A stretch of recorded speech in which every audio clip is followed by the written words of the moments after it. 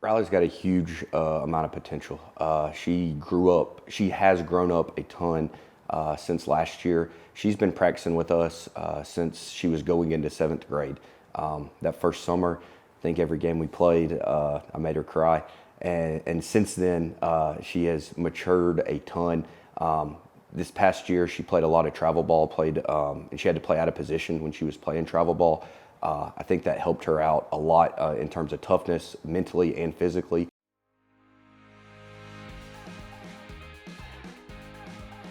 And 34 points, 10 rebounds against North Oconee, 25 points, 10 rebounds against Madison. What's your first reaction to those numbers here set back at you? Just through the game, it really didn't feel like I had that many points until at the end. I had a whole bunch of free throws and that helped a lot, but really came from my team, as we all work together on that court and just have that bond together, which, we all help and build off of each other as we play the game. Both games I was surprised with both of the numbers. During the game, it didn't feel like that she had that many, but she was doing a great job of pushing the ball, attacking the rim, getting to the free throw line in both of those games, and the points just kind of piled up for her. Just as athletes in general, we start to slack off on stuff we do repetitively. So my biggest goal at practice is to continue to do those things to the 100% of my ability and just keep going.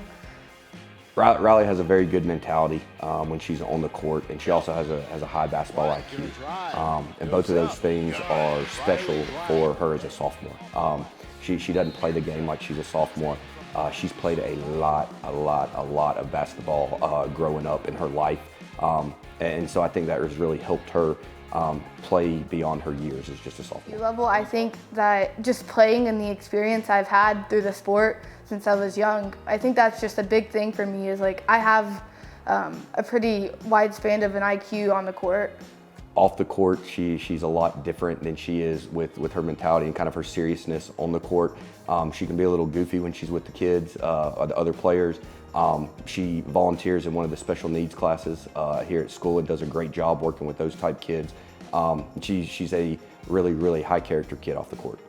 Yeah, so one of my biggest things is being involved everywhere, always being a part of whatever's going on. So I always make sure I'm always giving 100%, whether I'm on the court, off the court, in the classroom, So I think that's always a big part of me is just I want to be involved in everyone and just get to know everyone. Riley does a good job of being friendly to everybody.